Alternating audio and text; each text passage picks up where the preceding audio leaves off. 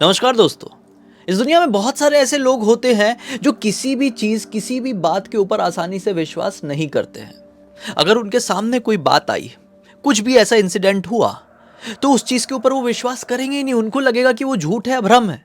जब तक उस चीज का कोई सबूत, कोई लॉजिकल रीजनिंग उनके सामने ना आ जाए ना भाई, कुछ एकदम प्रैक्टिकल चीज ना आ जाए ना उस चीज से जुड़ी हुई, तब तक उनको वो चीज झूठी और भ्रमित करने वाली ही लगेगी। जी हाँ, बहुत सारे लोग ऐसे दुनिया में एग्जिस्ट करते हैं। भंडारा में भी अनुपम नाम का एक लड़का ऐसी ही लाइफस्टाइल जी रहा था। भंडारा महाराष्ट्र का ही एक शहर है। यहाँ पर वो अपने पूरे माता पिता, अच्छे भरे पूरे परिवार के साथ अच्छी खासी लाइफ बिता रहा था। एक डिफरेंट सी थिंकिंग, लेकिन एक नॉर्मल सी लाइफ। पढ़ाई लिखाई में बहुत शानदार था। मतलब कभी भी अपने क्लास में फर्स्ट रैंक से नीचे इसका सेकंड रैंक भी नहीं आया। मतलब ये वाली सिचुएशन थी। लेकिन मई 2022 में जब ये क्लास 12th में था, तब इनके घर में एक बड़ी ही दुखद सी दुर्घटना होती है। वो दुखद दुर्घटना थी इसके पिताजी की मृत्यु। जी हाँ, डॉक्टर के पास ले जाया गया तो पता चला, डॉक्टर ने बोले हैं इनको ब्रेन हेमरेज हो गया था। अनुपम और उसकी माताजी पूरी तरीके से टूट गई, बहुत परेशान रहने लगे। खासकर अनुपम की मेंटल स्टेट अब उसके साथ ही नहीं थी। उसका पढ़ाई लिखाई में बिल्कुल भी मन नहीं करता था। उसका ड्रीम था कि वो कैसे भी करके क्लास 12th यहाँ से पास करे और नागपुर में एक सबसे बड़े कॉलेज में एडमिशन ले ले। लेकिन अब पिताजी के साथ क्लास 12th के दौरान ही कुछ ऐसा हो गया था, तो इसका तो किताब खोलने में भी मन नहीं लगता था। बहुत परेशान रहने लगा था। पिताजी की मृत्यु के कुछ ही दिन बाद से सिर्फ ये परेशान नहीं था, बल्कि एक अजीबो गरीब चीज अपने घर में नोटिस कर रहा था। हाँ, ये सिर्फ अकेला नहीं, इसकी माताजी भी नोटिस कर रही थी। और वो अजीबो गरीब चीज ये थी कि इनके घर पे कई बार ऐसा होता था कि अनुपम है, अनुपम की माताजी है, बस दो ही लोग हैं घर पे, ठीक है। रात बेरात ऐसी किसी की नींद खुली, जैसे माताजी की नींद खुल गई, अनुपम की नींद खुल गई है ना, पानी वानी पीने के लिए जा रहे हैं, किचन में वॉशरूम की तरफ जा रहे हैं, तो इनको ना अपने घर की ज़मीन में काले पंजों के निशान दिखते थे। पैरों के काले रंग के। एक पर्टिकुलर पॉइंट तक जाते थे और वो पंजों के निशान गायब हो जाते थे। कई बार वो पंजों के निशान माताजी के कमरों की तरफ जाते थे, तो कई बार अनुपम के कमरे की तरफ आते थे। कमरे के दरवाजे तक आए और गायब हो गए। मतलब अनुपम भूत प्रेतों के ऊपर कतई विश्वास नहीं करता था, क्योंकि मैंने आपको स्टार्टिंग में ही बोला, अनुपम की लाइफस्टाइल ऐसी थी कि वो किसी भी चीज का लॉजिकल प्रूफ जब तक नहीं देख लेगा, तब तक वो चीज उसके लिए एग्जिस्ट नहीं करती, वो चीज उसके लिए झूठ है। और भूतों के पीछे का लॉजिकल प्रूफ बड़ी इजीली तो मिलता नहीं है, बहुत ही rarest of the rare case में मिल पाता है। तो ऐसा इसके सामने कभी हुआ नहीं था, कोई इसको लॉजिक मिला नहीं था कि भूत प्रेतों की प्रेजेंस के ऊपर ये विश्वास करे। तो इसका दिमाग एक तरफ ये मानने को भी तैयार नहीं है कि हमारे कमरे में, हमारे घर में जो पैरों के निशान दिखते हैं वो भूत के ही हैं। माता जी बड़ी डरी सहमी रहती थी। मतलब कई बार वो घर पे पूजा पाठ बढ़ा देती थी, किसी पंडित जी को बुला के कोई कथा पूजन करा दिए। लेकिन ठीक है, अब एक टाइम ऐसा आता है कि इसके एग्ज़ाम वगैरह शुरू होते हैं। एग्ज़ाम देता है, लग रहा था कि फेल हो जाएगा। पढ़ाई लिखाई बिल्कुल मन, पिताजी के जाने के बाद मतलब बहुत बड़ी बात है, तो हिम्मत ही नहीं होती थी। बहुत चीज़ें बिगड़ गई थी और घर पे ऐसी ऐसी एक्टिविटीज़ हो रही हैं जिनका जवाब ही नहीं है, जिनका सॉल्यूशन ही नहीं मिल रहा है। घबराहट सी होती है। माताजी कई बार कहती है कि मुझे ऐसा लगता है बेटा कि घर पे किसी की प्रेजेंस है, मुझे ऐसा लगता है कि तू सेफ नहीं है। माताजी को अपने बेटे अनुपम की चिंता होती है। और अनुपम भी, अब माँ को इतना परेशान दिखेगा, घर की ऐसी स्थिति पिताजी के साथ, तो वो कहाँ पढ़ पाएगा। वो नहीं पढ़ पा रहा था, लेकिन फिर भी एग्ज़ाम दिया और नंबर ठीक ठाक से आए। जैसे तैसे करके उसका बहुत बढ़िया से नागपुर के कॉलेज में एडमिशन हो गया। माता जी यहाँ पर अकेले, वो नागपुर चले गया। जहाँ पर उसका कॉलेज है वहाँ से तकरीबन 4 किलोमीटर दूर इसको एक बढ़िया फ्लैट मिला। वहाँ पर ये अकेला रहना शुरू कर दिया। माता जी अपने घर पर ही है, नागपुर में है। घर, घर से अपने कॉलेज, फिर घर, इस तरह की ज़िंदगी चल रही थी। इस दौरान इसको पता नहीं एक अजीब सी लत लग गई, गंदी लत। वो लत थी शराब पीने की। वो लत दिनों दिन बिगड़ती चली गई, बहुत ज़्यादा हैवी हो गई। एक दिन ऐसा आया कि अब शराब को ये नहीं पी रहा था, शराब इसको पी रही थी। ये पूरी तरीके से नशे में मशगूल रहने लगा। पढ़ाई लिखाई, कॉलेज, सब एक तरफ। देखिए ना, एक तरफ ये कहाँ का इतना बड़ा टॉपर हुआ करता था, घर पे एक दुर्घटना हुई और सब कुछ बिखर गया। लेकिन क्या यहाँ पे सिर्फ दुर्घटना को ही दोष दिया जा सकता था? क्या सारी चीजें नॉर्मल थी? अगर सारी चीजें नॉर्मल थी तो माता जी को कई बार क्यों ऐसा आभास होता था कि घर में कोई और एंटिटी है, घर में कोई और है हम दोनों के अलावा? क्यों माता जी को अपने बेटे अनुपम की चिंता होती थी कि अनुपम के साथ सब कुछ ठीक नहीं है, वो किसी बहुत बड़ी मुसीबत में पड़ने वाला है? लगता था उनको अनुपम है कि ये सब नहीं मानता था। खैर, माता जी कई बार इसको बुलाती थी कि बेटा आजा, तू ये त्योहार है वो त्योहार है, घर पे आजा, मिलने के लिए आजा। क्योंकि अब 2022 से 2025 तक का समय आ चुका है। तो बुलाते रहते थे, वो नहीं जाता था, उसको मन ही नहीं लगता था, वो कैसे शराब छोड़कर जाएगा, वो अपने घर की दुनिया में जाना ही नहीं चाहता था। 2025 के टाइम पे इसको एक दिन बड़ी भयंकर तरीके से पेट में दर्द शुरू होता है।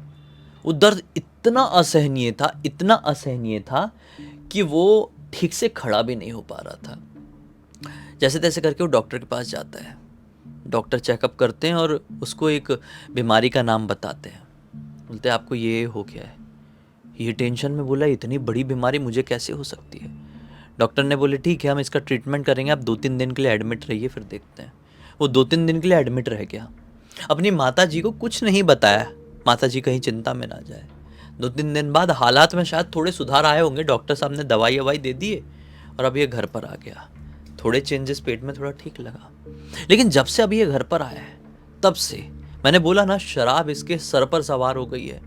अब शराब भी पी रहा है और साथ ही साथ गंदी गंदी चीज़ें, गंदी गंदी थिंकिंग अपने दिमाग में बिठा रहा है। इसकी रात होती थी, दारू शुरू, उल्टी सीधी सोच शुरू, रात कब खत्म हो गई, सुबह कब आ गई पता नहीं चल रहा है। सुबह सो रहा है, फिर रात में उठ रहा है, फिर पी रहा है, फिर गंदी गंदी चीज़ें सोच रहा है, देख रहा है। ऐसी वाली लाइफ हो गई।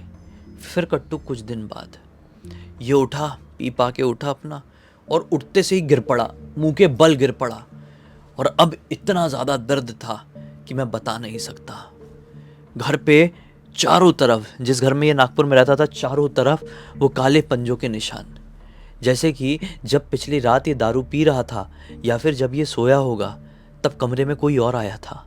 वही जो 2-3 साल पहले पिताजी की मृत्यु जब हुई थी, भंडारा वाले घर में आया करता था, दिखाई नहीं देता था, जिसका डर माता जी को अक्सर लगाया हुआ था। शायद वही एंटिटी अब नागपुर में भी आ गई थी। ये बहुत ज़ोर से डर गया। फिर भी इसका दिमाग ये विश्वास नहीं कर पा रहा है कि यहाँ पर कोई भूत है, पैरानॉर्मल एंटिटी है।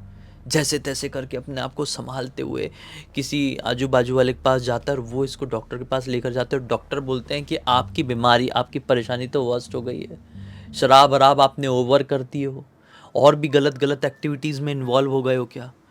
ये रो रहा था बस, इसीलिए नहीं कि इसको दर्द है, इसको तकलीफ है, ये इसलिए रो रहा था कि अगर मुझे कुछ हो गया तो मेरी माता जी का ख्याल कौन रखेगा। डॉक्टर लोग भी ऐसे बात करते थे, बताओ इतनी कम उम्र का लड़का, इसको ऐसा ऐसा हो गया है, कैसी चीज़ों में ये इन्वॉल्व हो गया था, इससे घर वर पे पता चल गया माता जी है, सब लोग आए। डॉक्टर ने बोले एटलीस्ट 21 दिनों तक एडमिट रहना पड़ेगा। एडमिट होते हुए काफ़ी दिन हो गए थे और हालात में सुधार बिल्कुल नहीं दिख रहे थे। हालात, परिस्थिति दिनों दिन बिगड़ती ही जा रही थी। फिर एक दिन लगभग 18वें-19वें दिन इसकी बड़ी मम्मी इससे मिलने के लिए नागपुर में आती। नागपुर में एडमिट था ऑब्वियसली। नागपुर में मिलने के लिए आती है और इसको देखती है और बोलती है इतने दिन हो गए, इसको कुछ आराम नहीं मिल रहा है, इसको देखकर मुझे ऐसा लग रहा है कि इसको किसी ने कुछ कर दिया है। अब ये कमज़ोर तो था लेकिन चीज़ों को सुनता समझता था पूरी तरीके से। बहुत अंदर से टूट चुका था, फिजिकली मेंटली पूरी तरीके से। आईसीयू में एडमिट है ना, लेकिन फिर भी सुन रहा है, समझ रहा है चीज़ों को। बड़ी मम्मी को ये बोलता है, बड़ी मम्मी ये कैसे हो सकता है, कौन मेरे ऊपर क्या करेगा, मेरे ऊपर कैसे भूत प्रेत, ये सारी चीज़ें एग्जिस्ट नहीं करती है।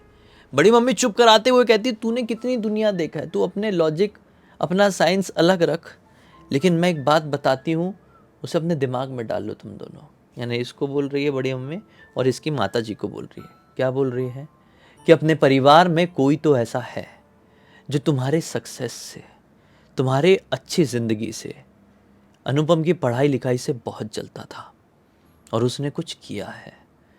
अब मुझे किसी के ऊपर शक है, मतलब 2-4 लोग हैं ऐसे, लेकिन मैं कैसे उनका नाम बोलूँ, मैं नहीं बोल सकती। एक काम करो, तुम अनुपम की मम्मी से कह रही है कि तुम अनुपम को एक तांत्रिक बाबा के पास लेकर जाओ जिनके बारे में जानते हो। अनुपम मना करने लगा, अरे बड़ी मम्मी कैसी बात कर, मम्मी नहीं मुझे कहीं नहीं जाना ऐसी जगह।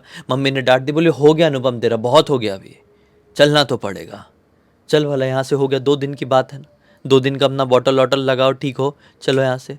2 दिन हो गए, 21वां दिन आ गया, अनुपम के हालत में कोई भी सुधार नहीं। डॉक्टर लोग हैरान हैं कि कैसे हो सकता है, हमने इसको बेस्ट ट्रीटमेंट दिए हैं, ये बेस्ट हॉस्पिटल है, ऐसे कई केसेस आए हैं, चीज़ें सुधर जाती है इतने दिनों में, इसकी क्यों नहीं सुधरी है। डॉक्टर हैरान परेशान, पेट में बड़ी भयंकर, अभी मैं नाम नहीं ले सकता उस चीज़ का, वो हो गया था इसको पेट में, वो अपनी गाइडलाइन वगैरह ऐसी होती है इसलिए मैं नहीं ले सकता, समझो थोड़ा सा। तो डॉक्टर लोग चिंता में आ गए थे। तो अब मम्मी ने बोली कि चलो भाई यहाँ से छुट्टी करो। डायरेक्ट मम्मी ने गाड़ी में डलवाई इसको। बड़ी मम्मी जाते हैं तांत्रिक बाबा के पास, महाराष्ट्र में एक नागपुर और भंडारा के बीच में छोटा सा गांव। तांत्रिक बाबा जैसे इसको देखते हैं बोल देते हैं कि इसके सर पे तो कुछ सवार हो गया है। मतलब ये घर के अंदर प्रवेश किया हमारे, हमने देखे कि इसके पीछे पीछे इसके सर के ऊपर बैठा बैठा कोई तो साया आया है। घबरा गई मम्मी, घबरा गई, ये भी घबरा गया कि तांत्रिक बाबा को कैसे पता ये बात। मन में प्रश्न आएगा ही आएगा इसके मन में, ऐसे लोगों के मन में बहुत प्रश्न आते हैं जो किसी भी चीज़ के ऊपर आसानी से विश्वास नहीं करते हैं। बोले आओ बैठो। तांत्रिक बाबा ने बोल दिए जलन के चक्कर में किसी आपके जो, मतलब अनुपम को बोल रहे हैं, आपके जो पिताजी थे उनके रिश्ते में से किसी ने कुछ किया है, और वो ऐसा किया है कि वो जान लेकर जाएगा, वो एक प्रकार से मारण है। देखो मुझे आप लोगों के बारे में कुछ नहीं पता, लेकिन मैं एक बता रहा हूँ कि आपके परिवार में किसी ना किसी की मृत्यु हो चुकी है। तब अनुपम को लगा शौक कि तांत्रिक बाबा को कैसे पता कि हमारे परिवार में किसी की मृत्यु हुई है। तो किसकी हुई है, तांत्रिक बाबा बोलते किसकी हुई है बताइए। अनुपम की मम्मी बोलती है कि इसके पिताजी की मृत्यु हुई है। तांत्रिक बाबा बोले देखो, एक जान वो लेकर गया है, दूसरी जान उनके लड़के की, यानी इस अनुपम की लेकर जाएगा। तो अनुपम फिर से टेंशन में, तांत्रिक बाबा कैसी बात कर रहे हैं। तांत्रिक बाबा ने एक तारीख दे दी कि इतनी तारीख को इसकी मृत्यु हो जाएगी, अब चाहे जो कर लो।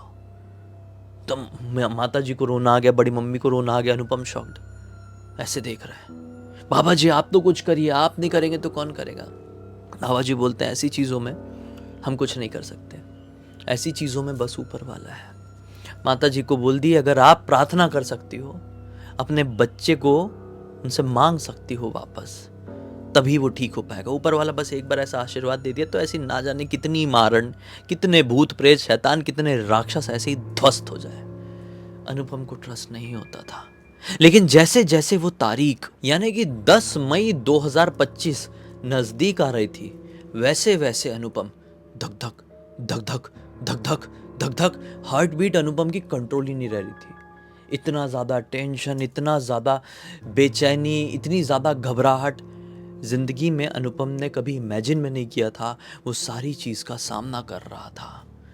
आखिरकार 10 मई वाला दिन आया 2025 का। अनुपम इतना ज़्यादा डरा हुआ था, इतना ज़्यादा घबराया हुआ था कि उस दिन पूरे दिन अपने कमरे से बाहर नहीं निकला। पूरे दिन अनुपम की माता जी रोती रही, रोती रही, रोती रही।